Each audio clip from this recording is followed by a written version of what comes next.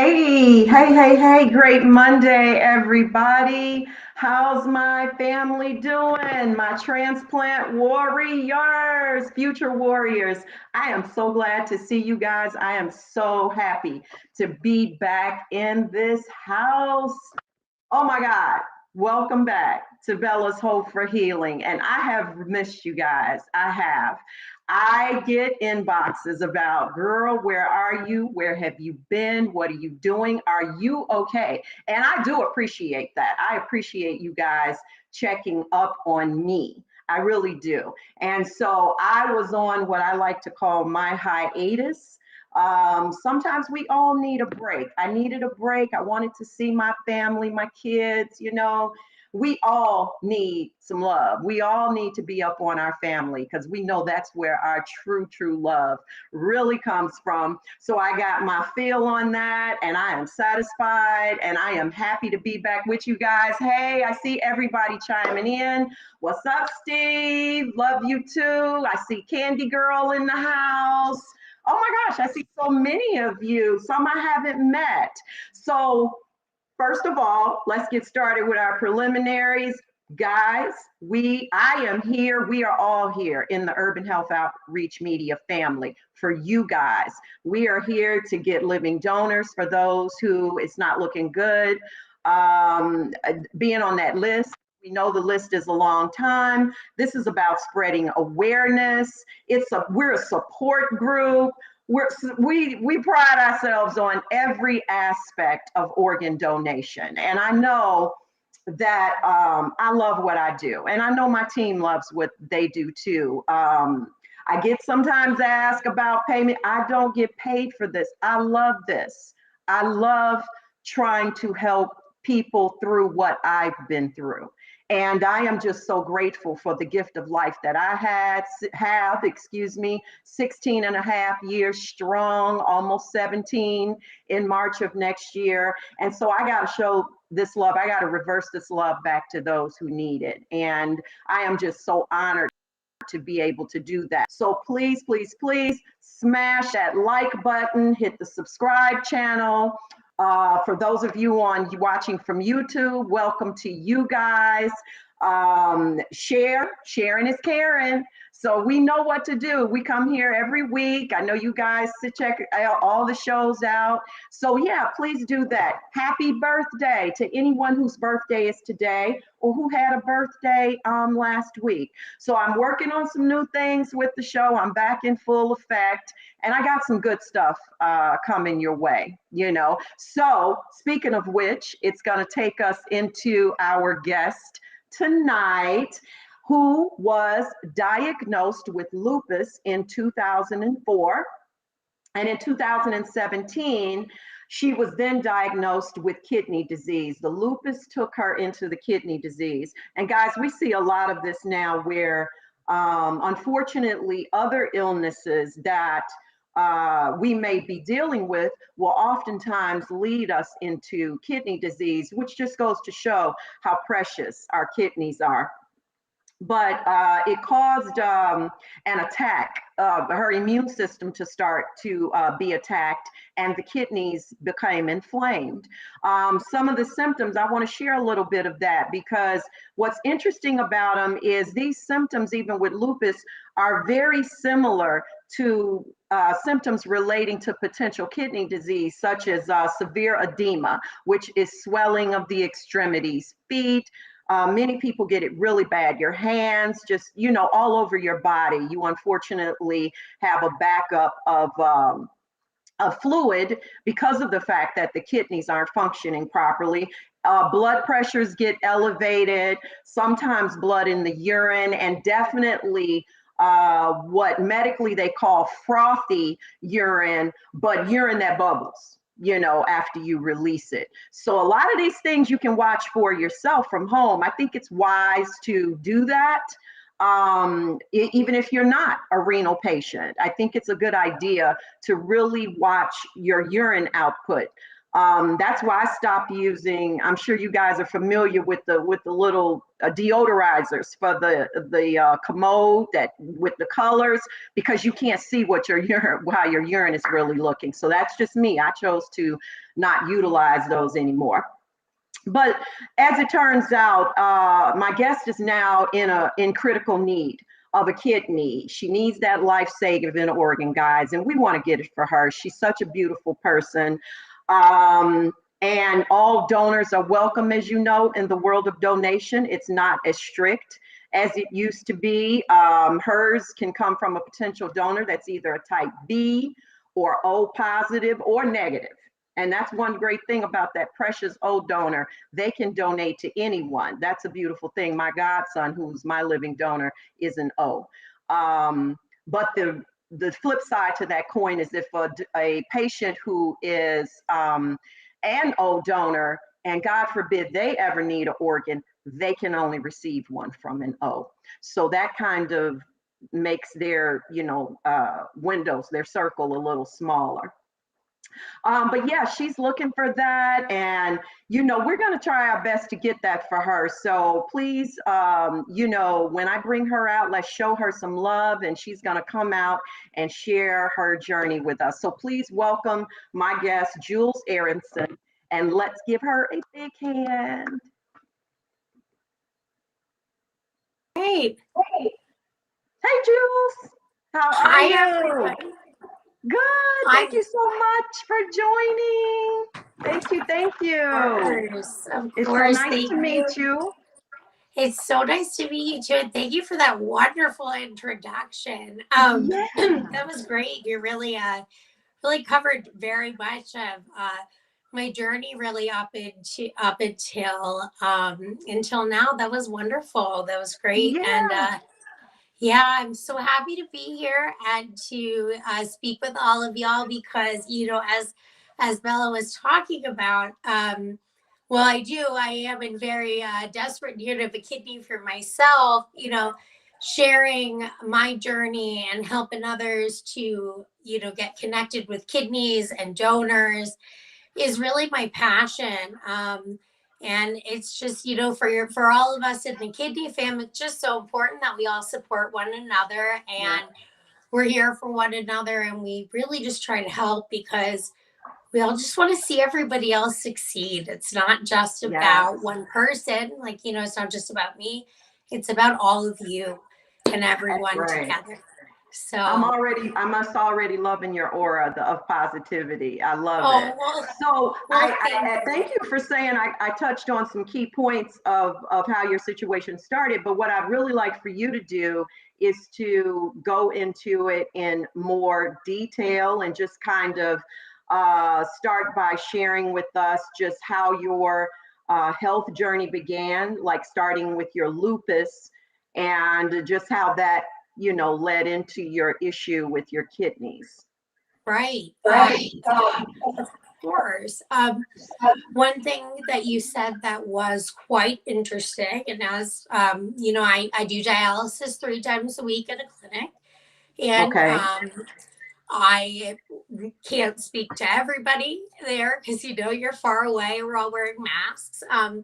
But there are 4 people that sit around me, and I'm the only person who got who had kidney failure from lupus.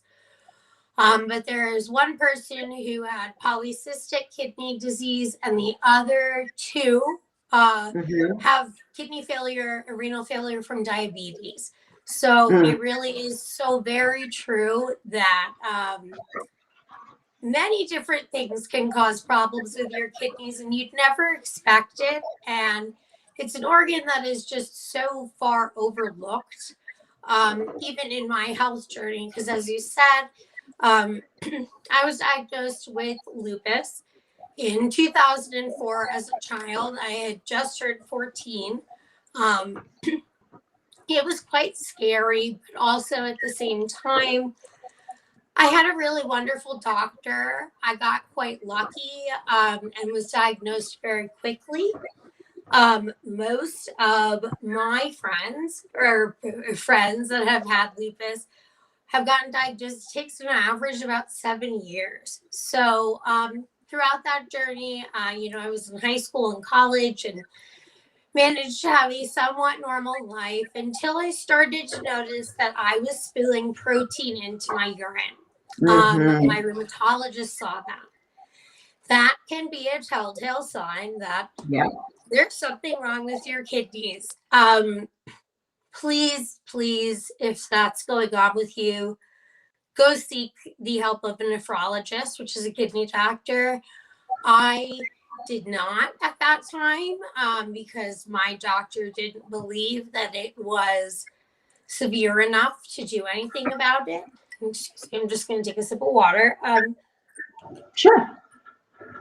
But then when he retired, I went to go see a different doctor who was who he had trained. My doctor had been my current doctor's mentor.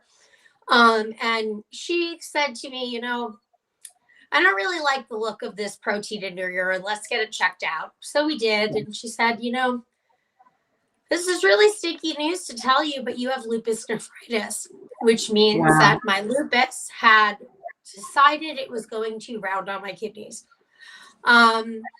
And for me, what that meant was an extra pill.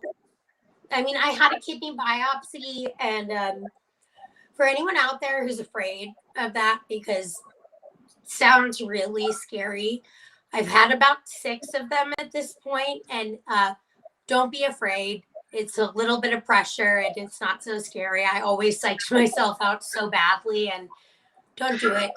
You don't Jules, need to I'm do sorry. that. Can I jump in with a quick question? I'm very Of curious about course. this. Is lupus diagnosed through blood work? Or or was that diagnosed through a biopsy as well? I know kidney, they're going to do a biopsy if you're, like you Right. said, showing high levels of protein. That's exactly how I found out. But I was pregnant, Mm-hmm. and my gynae said, you're just, when pregnant women spill a lot of protein. However, he said mine was exorbitantly high, and so that's kind of how it led into mine. But I never knew how lupus was diagnosed. That's why I was asking that. So there are a couple different ways that you can diagnose. Yes, generally it is done through blood work. Because what will happen is you'll start to manifest certain symptoms. Like for me, I had a lot of inflammation, as I know you had touched upon, Mm-hmm. and so my whole body swelled up. I didn't necessarily have edema. It wasn't like, that extra fluid, but like my joints, like my elbow, sorry, I can't really see it very well, but my Mm-hmm. elbow would swell, and I sort of almost felt like the Michelin man, if that's a way to say. I was very puffy, and it was the main thing that I remember during that time was going to get blood work, and that they couldn't stick me because I was so inflamed and all of my joints were so swollen. But so for that, they diagnosed me, and they look at a couple of different markers like your C3 and C4. I actually was diagnosed, and there was a debate between my pediatrician and my doctor as to was it drug induced lupus, which doxycycline can actually bring on. So you're looking at Okay. this for 6 months or so, and then it goes away. That would have been really lucky. That was not my case. But yeah, it was the blood work that ultimately, along with these other symptoms that I had been having, that diagnosed me fully. Because I did indeed have systemic lupus. If does that answer your question? Yes, absolutely. Okay. Absolutely. All So right. they were thinking that the the lupus, well, not thinking, there, it's definitive rather that the lupus is what led into the renal failure. And so what I was going to ask about that, because that's why I found out a little more about lupus, I was reading up on that. So were you told once that happened that you actually had a classification of a kidney disease itself, or was it just strictly perpetuated by the lupus that you were in renal failure? If you It understand was. what I'm asking. I'm sorry, I didn't mean to interrupt you on the That's last okay. end of that question. Mm-hmm. Um, it was confirmed definitively by multiple doctors, and I'd like to say it was like 2 or 3, but I'm not gonna lie, I asked like 10 of them. Mm-hmm. Because I thought I had done something to myself to deserve that, for this to happen. And no, it was 100% my lupus. I didn't have any type of other chronic kidney disease, PKD, nothing like that. But Okay. when I was, I guess, sort of diagnosed, they did give me a class that I was in, and they said that I was in, what was it? And this was hard because the wording always changed. So Yeah. it was class 4 lupus nephritis is what they characterized it as. But essentially, I would say that that is kind of concurrent with stage 4 of end stage renal disease right before you go into failure.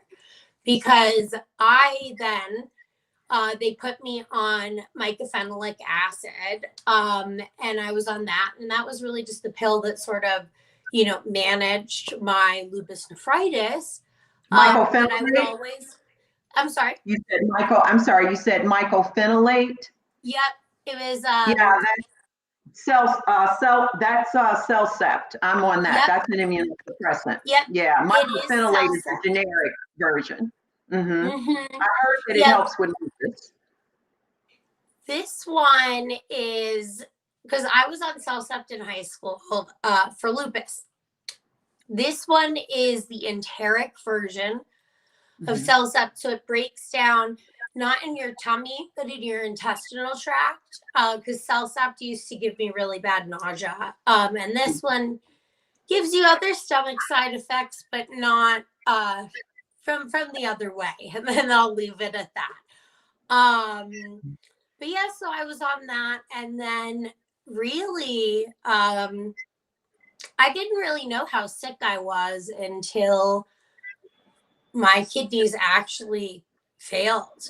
And I sort of, coasted along. I was always seeing my rheumatologist, and my nephrologist as well. And then at the end of the summer of 2020, I went into full blown kidney failure, and it sort of happened like a domino effect.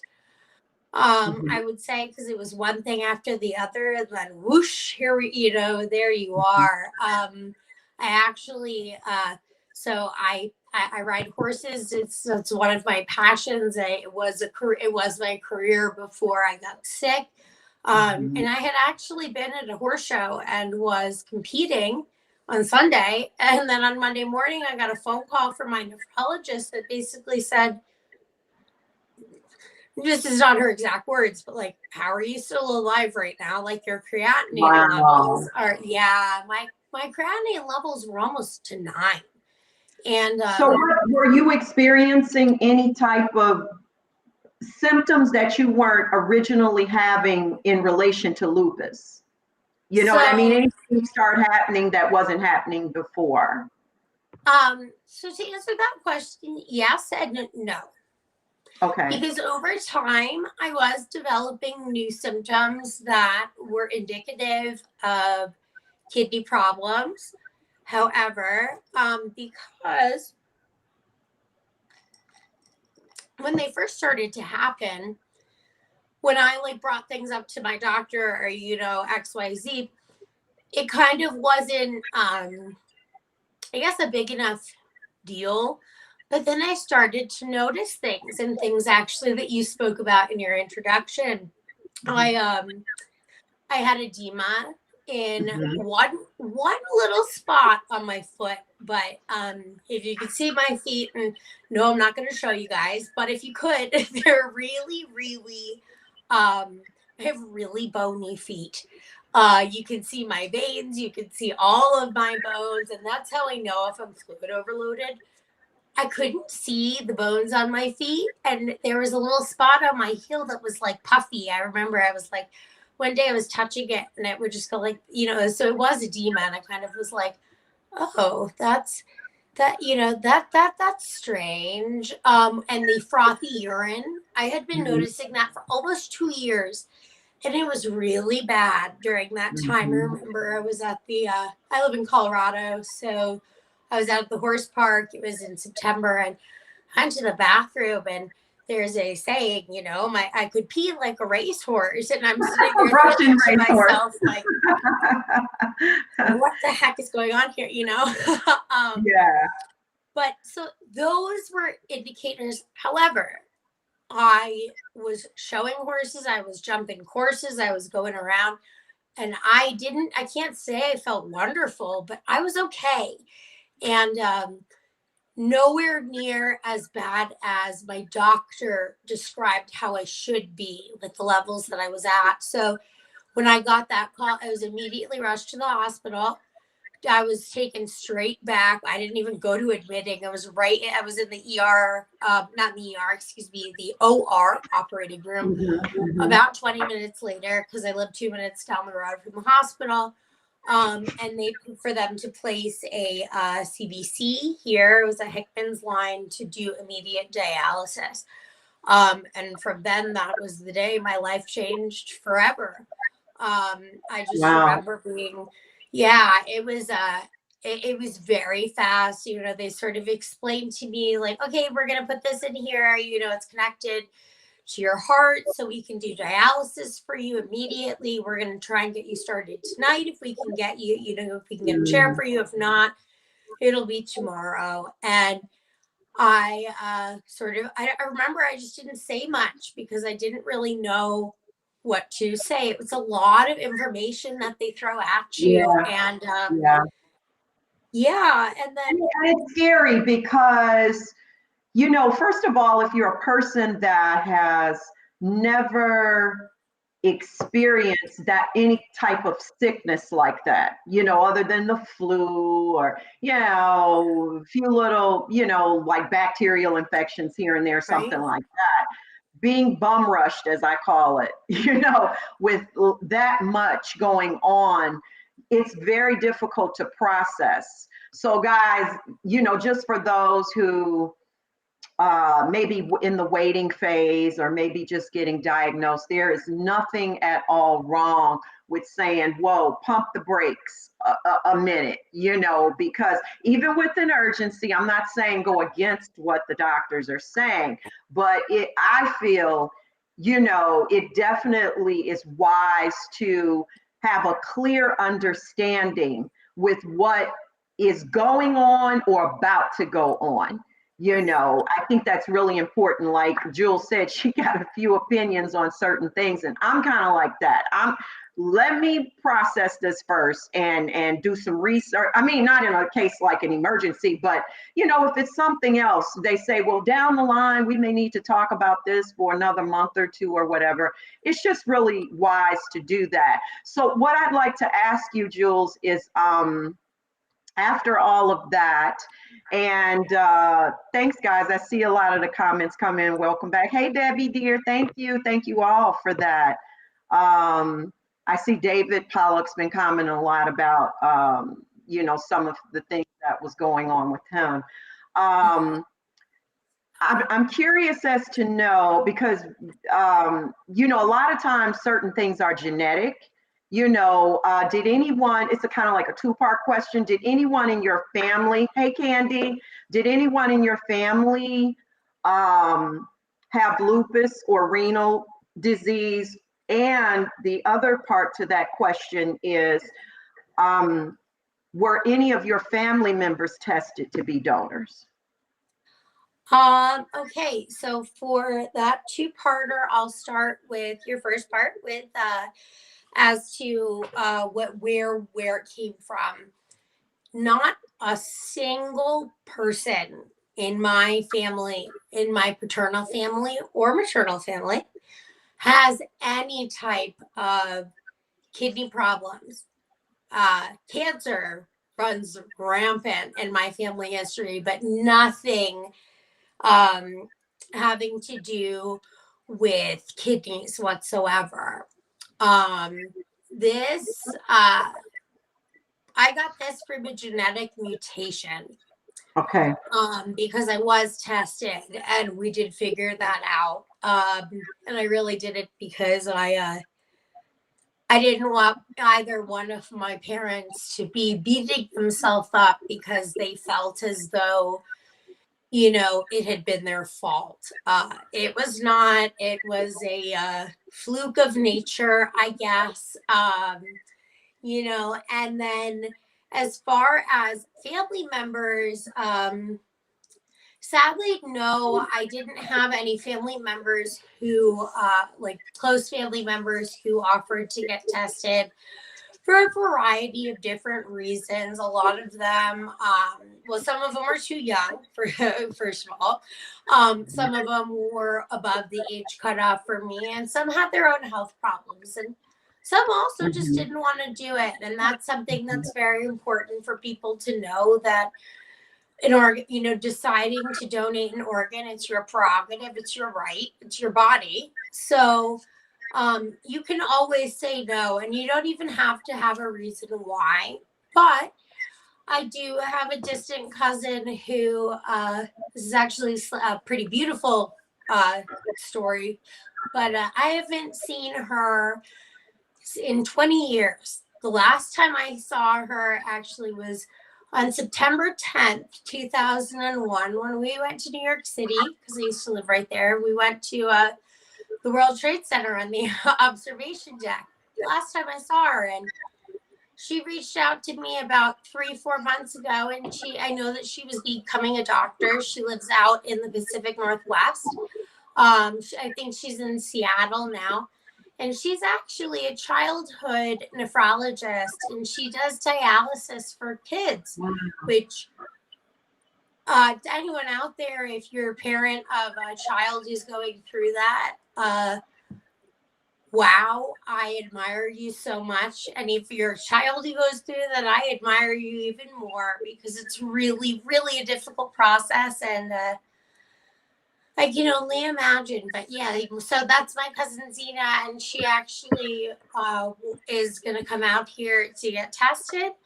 Because right now, I do know that I have 2 people in testing, but it's anonymous, so I don't know who. But yeah, so she's my one family member who's coming, and whether she turns out to be a match or not, I just think the way that we came back together was really nice, and it's great to connect with my family. Absolutely. Absolutely. Yeah, without a doubt. So are you actually on the UNOS list for, So I think you would be. So actually, with the UNOS list, and I have a little bit of beef going on, but that's okay. Yes, I am on the UNOS list. However, at the moment, I am on a medical pause, and it's for a very silly reason. When you're an end-stage renal disease patient or in kidney failure, you usually don't produce very much urine. And it's not a pretty thing that people like to talk about, but sadly, it's true. I pee twice a day, when I wake up in the morning and when I go to bed. And that's it. Wow. Sometimes at dialysis. But when I assume you're on hemo. Yes, I am. I'm on hemo. I have a fistula here. But my whole point is, they lost my urine sample. So I have literally been trying for 6 weeks to get to a Quest or a LabCorp when I can pee. Because although this is not a drug test or anything like that, it's a cytology test.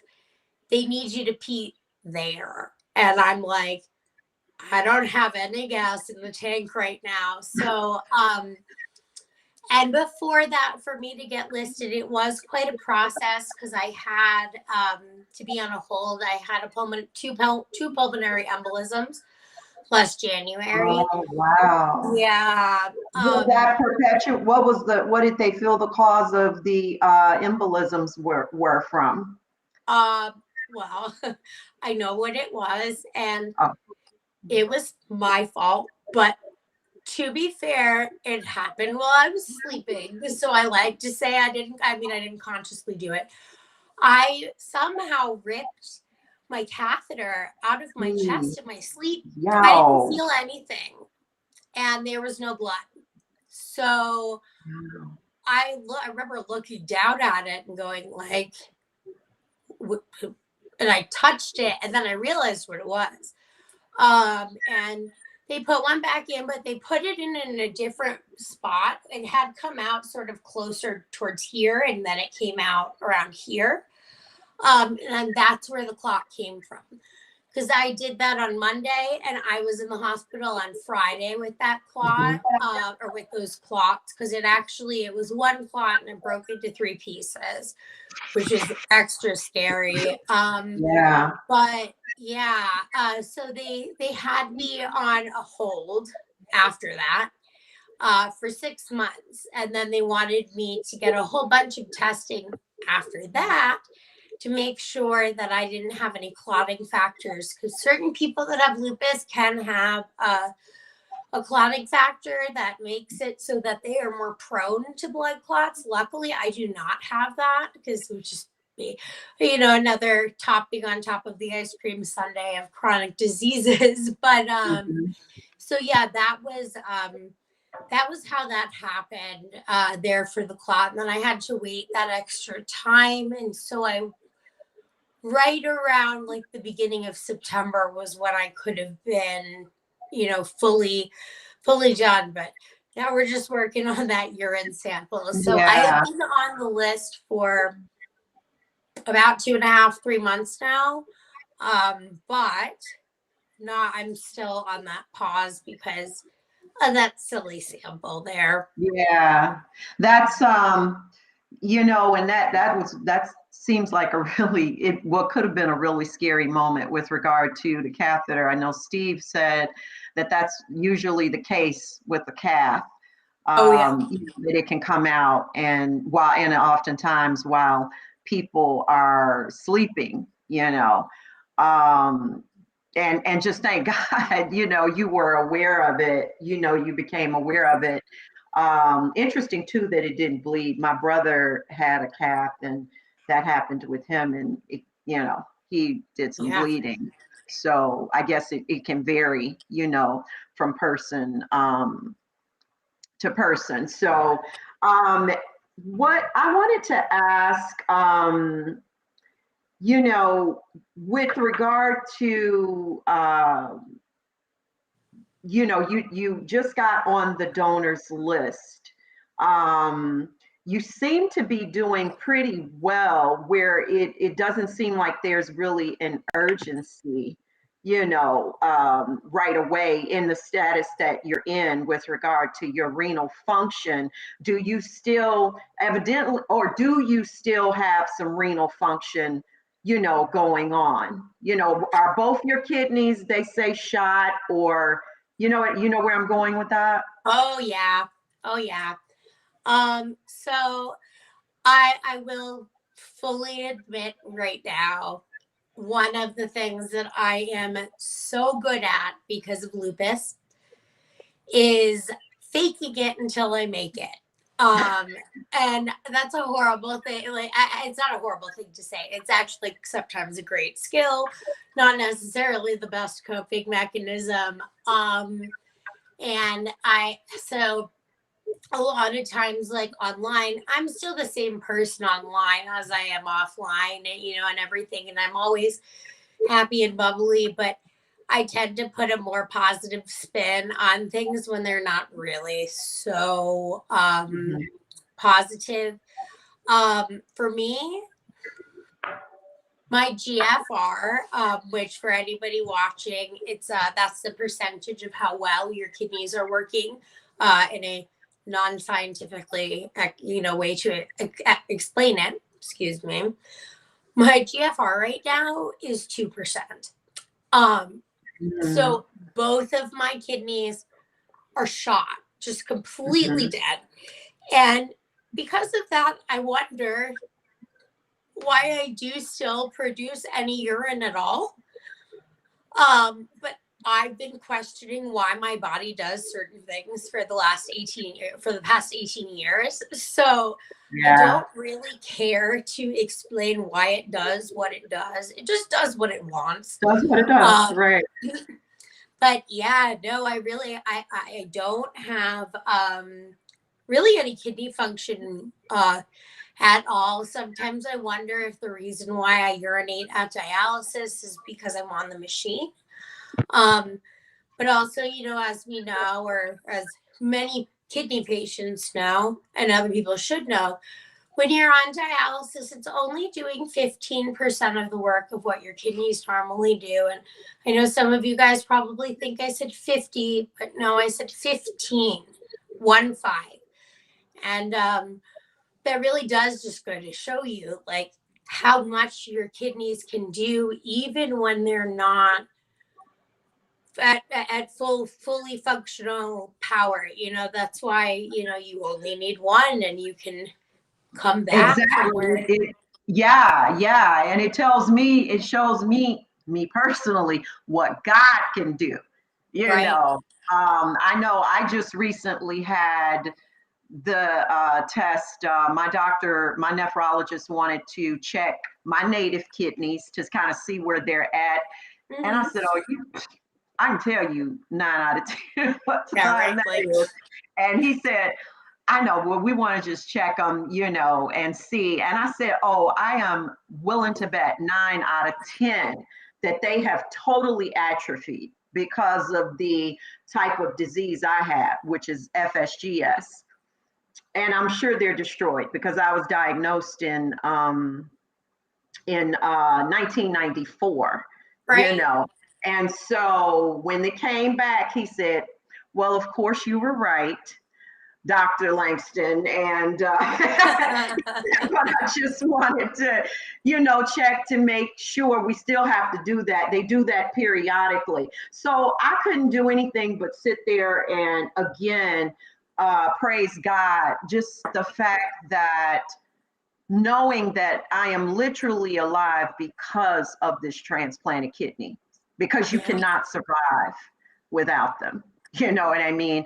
And No. so that is, as you said, the beauty of it is that actually we can survive off of one. And that's exactly what we're doing when we become a transplant warrior. Because whatever's going on, the whole reason we're in that place is because the kidneys went bad. And once they go bad, very rarely does it reverse itself.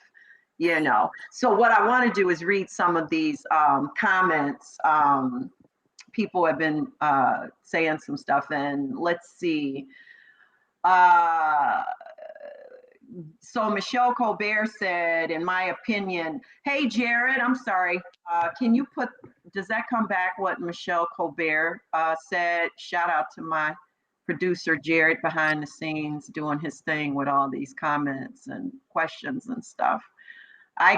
This is a little different how this comes up to me now, but she was saying something about, I think it might have been about when they lost your urine, because I was kind of reading it, and she said they should be responsible or something like that for that. I can't see it anymore, but yeah, well, good luck with that. I'm sure that happens with I think Steve even said what I was going to say. That probably happens with a lot of patients.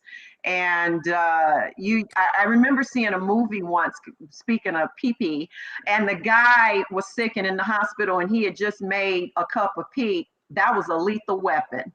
That was one of the lethal weapons. And they came flying through there, and that guy lost his urine. He said, it took me a week to pee in this cup. Yeah, she said, if a facility loses a patient's labs, that they shouldn't be held accountable, especially when it affects their quality of life, which I'm pretty sure she was referencing to, you stating that your urine, was destroyed. And yeah, I mean, I guess that, yeah, you can make them accountable, but if it ain't gonna give them none of her pee, I Yeah, mean, they what still need the are they sample. do? Yeah, except say we're very sorry about that, and that's kind of like what they do is they apologize. Are there any more questions for Jules before I go on to There my was next? one thing I Yeah, wanted you to see touch one? upon, and I do Okay. apologize because I don't remember No. who said the question, but we were talking about edema, and somebody had mentioned something about having water in their lungs. And I wanted to just touch on that for 1 second because it's really important Sure. and Go ahead. not a lot of people talk about it because well, so I had really horrendous edema before I went on dialysis. So it was actually kind of I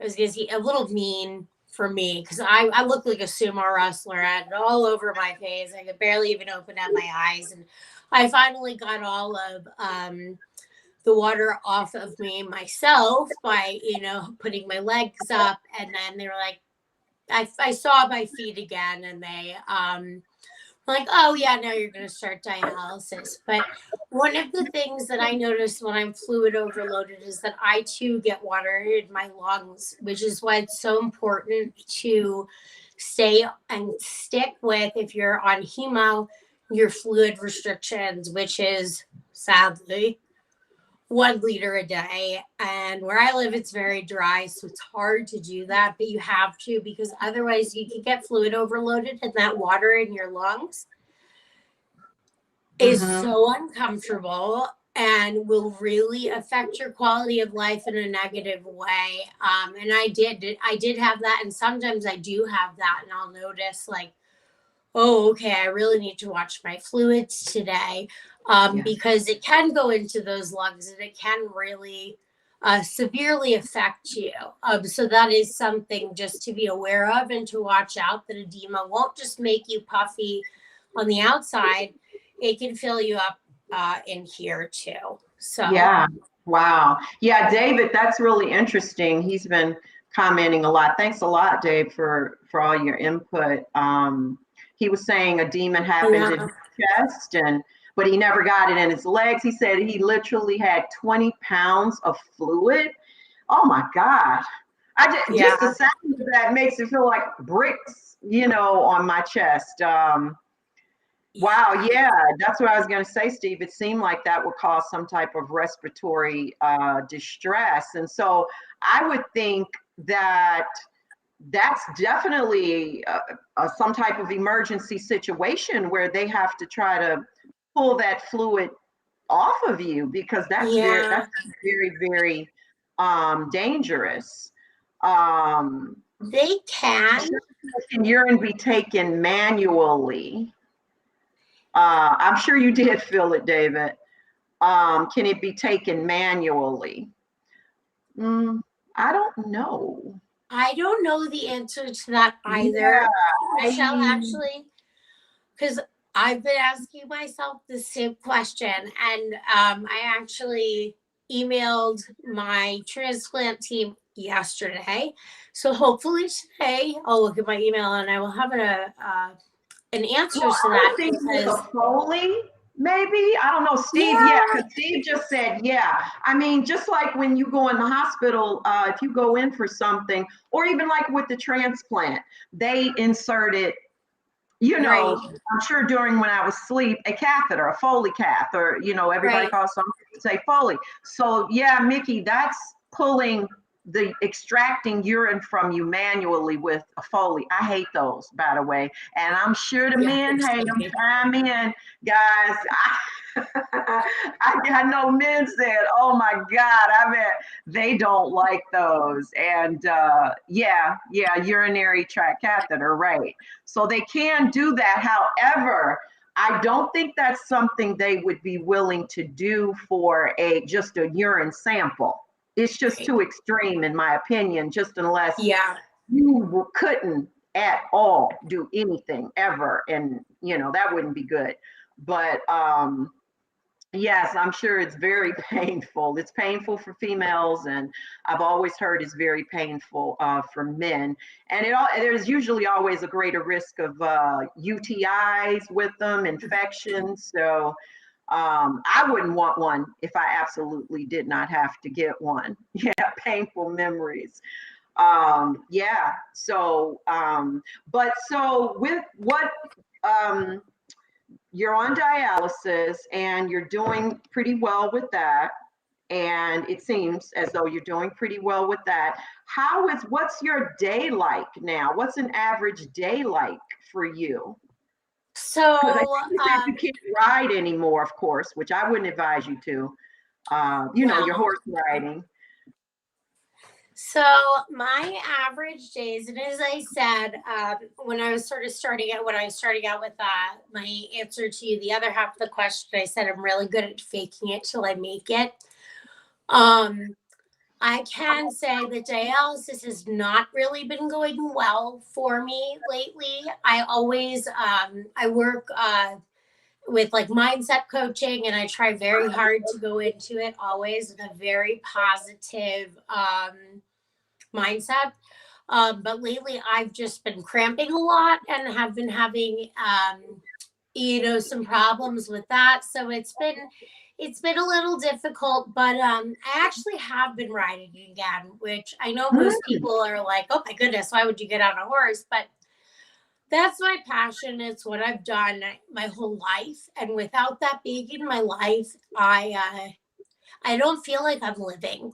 If I'm going to be, completely honest with that. And I okay. stayed away from the barn for 13 months because I had here's only a little dot here, because I had my catheter. Now that I have my fistula, I'm allowed to ride again, but I'm easing back into it very slowly. But day to day really is Monday, Wednesday, Friday. I have dialysis and I dialyze for 4 hours. My chair time is at 12, so I get there at 11:45. Before that, I usually go to the barn and ride or go to doctor's appointments. And Tuesdays and Thursdays are usually filled with doctor's appointments, actually, just sort Mhm. of trying to cover the bases because we have so many. Um, I have so many different doctors on this transplant team here that it's like, well, you got to go to the dentist. Yeah, I chipped my tooth last week, so I had to go to the dentist to get that fixed. I had to go to a hematologist, a blood doctor, a nephrologist, you name it. Um, that's usually what I do. And then I'll Mhm. spend the rest of my time managing my Instagram page. And I spend a lot of time talking to you guys who are listening, and sharing my experience with others, or some people who might be going through this and for a first diagnosis. Sorry, as I'm stumbling over my words. But that's kind of what I do. Yeah, it's Okay. mostly doctor's appointments, dialysis, and now a little bit of writing sprinkled in there. Um, but it's sort of, you got to really keep your eye on the prize of transplant, and that's where I'm headed. And I almost have sort of blinders on. So Mhm. I feel like almost everything that I'm doing is just building up to make myself be the best I can for transplant. And when Absolutely. finally have been exercising too, because I've recovered from surgeries. So um, Yeah. trying to get in shape for transplant. Yeah. That's right. That's really important. Hey, Jonathan, hon, how are you? Thanks for joining. Um, that's what's really important, Jules, is trying to stay in shape, because one thing about it, that transplantation, when they won't do them usually unless something changed that I haven't heard about, and I'm really in the arena in several aspects, and you can't. It's hard enough on you. It's a very serious procedure, and the body's going to automatically try to reject. So it's really critical for those who are waiting to do the best they can to stay in shape. And I have a lot of respect for you in your attitude of everything, and how you deal with it. Yeah, Jonathan's saying love your positive mindset, because that's really important. I've talked to patients at Tampa General Hospital who, something might have fallen through, didn't go the way it was supposed to, or they're dealing with a rejection, or, and it can really, I've told some of them, please don't take that mindset. Things are going to happen. It's really important for you to stay focused on the big prize and know that, I'm sure they explain to you, the team, the possibilities involved for afterwards. Everyone's story, where everyone's more so situation doesn't come out perfect right after transplant. It can be a journey for some people, a process. The kidney needs to wake up with some people. So most of the transplant centers are good about explaining that to potential donors. But I just like to put it out there, because if for some reason they're not, this is why our arena too is so great, because people get a lot of information from our shows. The guests that come on, the professionals that we have come on to talk about things, and they'll go, oh my God, they didn't even tell me that, or I didn't know that. And that's okay. We won't throw shade on them. It's a lot of sick people out here, and a lot of people in renal failure, and other or need of organs. But that's why it's good to connect with, shows like ours, to get that from people who have walked that walk. And so I would just urge you to please be careful on your writing, because you cannot afford to be thrown, or anything like that. I love horses too. I'm a retired Chicago police officer, and I was in the process of wanting to get on the mounted unit to, Wow. the horse, but it was a no. And primarily my doctor said, no, absolutely not, because you have your issue. And even after transplantation, because, they're like, if you take a hard throw, it could just totally destroy your kidney. And I was like, didn't even think about that. You ain't got to tell me twice, but, so just, be careful with that. And we got any more questions? Yeah, keep like Hope's, that's Jonathan's show, Hope with Jonathan. Jonathan said, yeah, keep yourself healthy.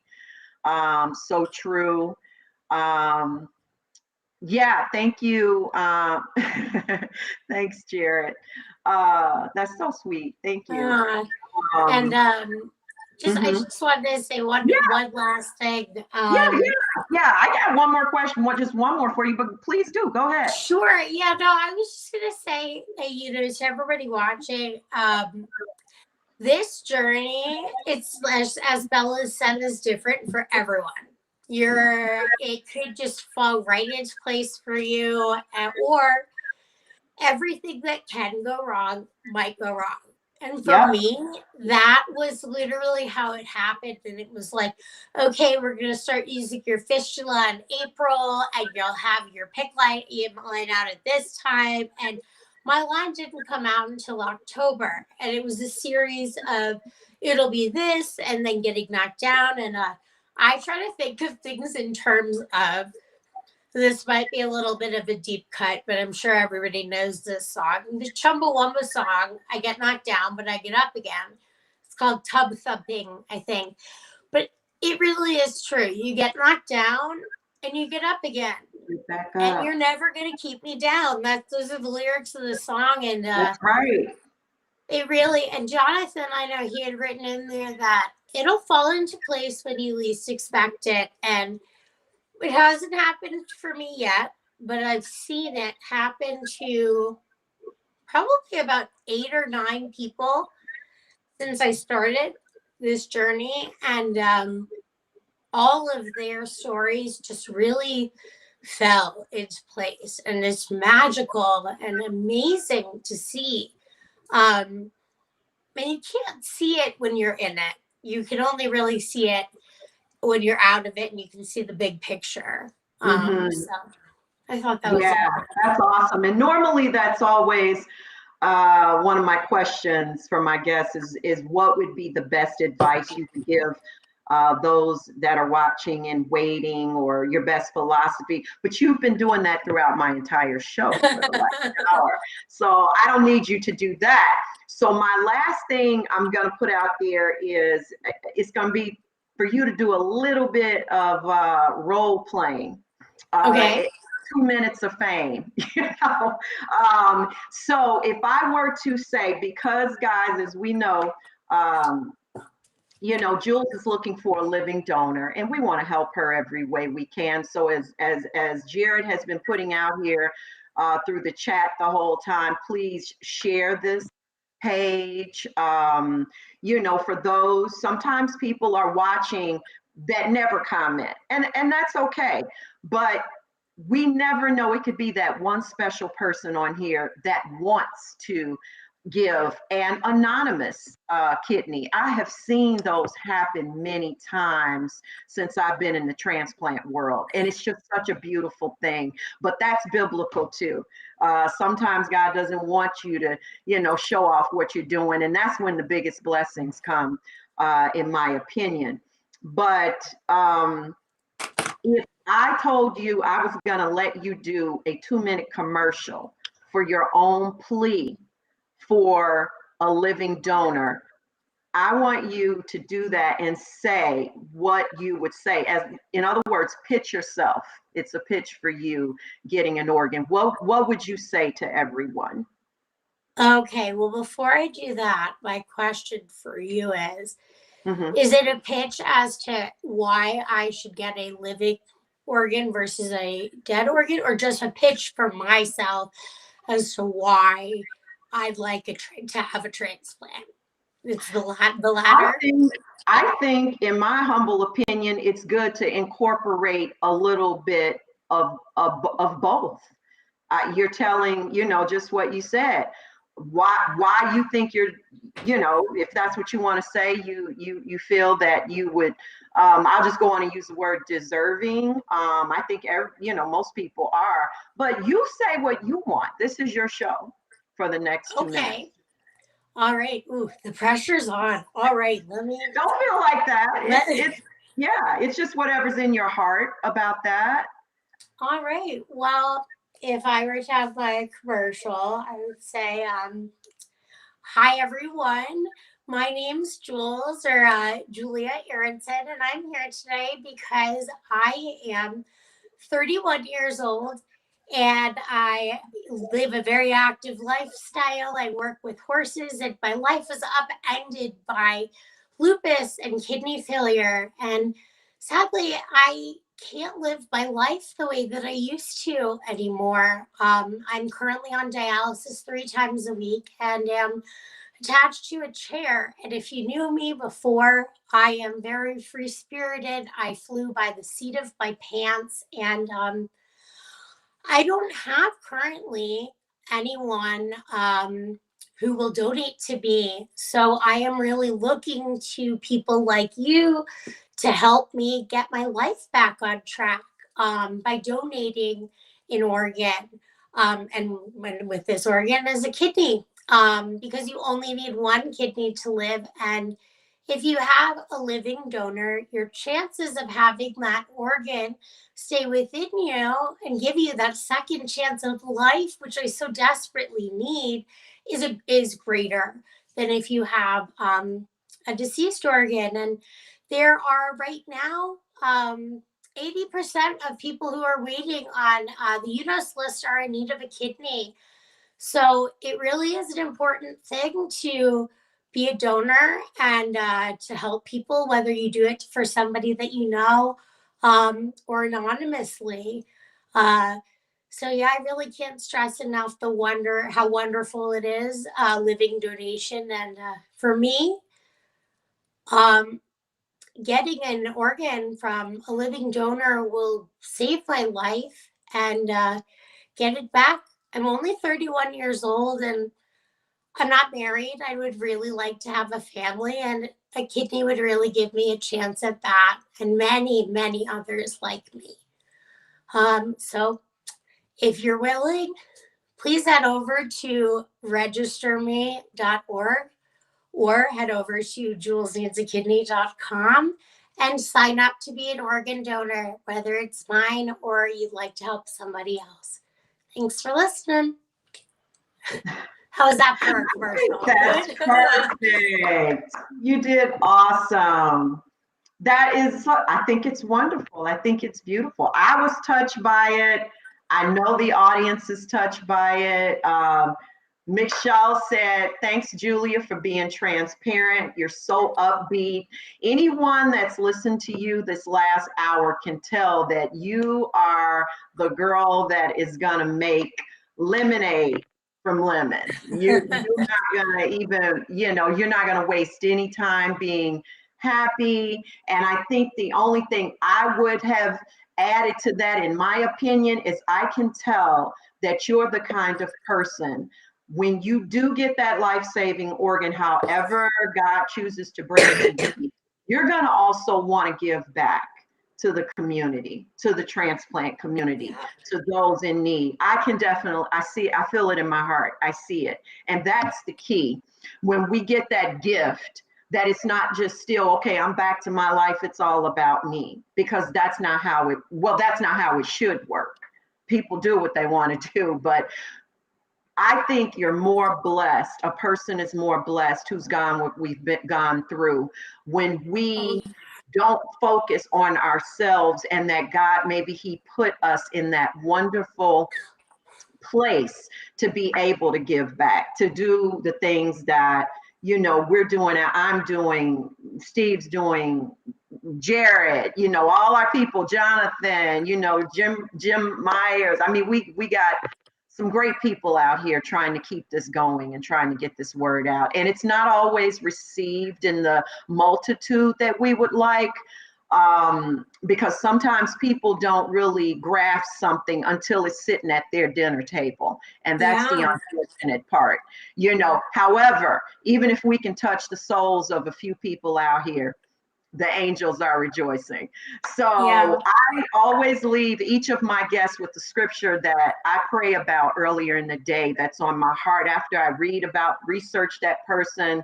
And I just want to share one with you. Debbie said, excellent job, Jules. Prayers for all that God has for you. Debbie is a very good friend of mine. She's a kidney recipient.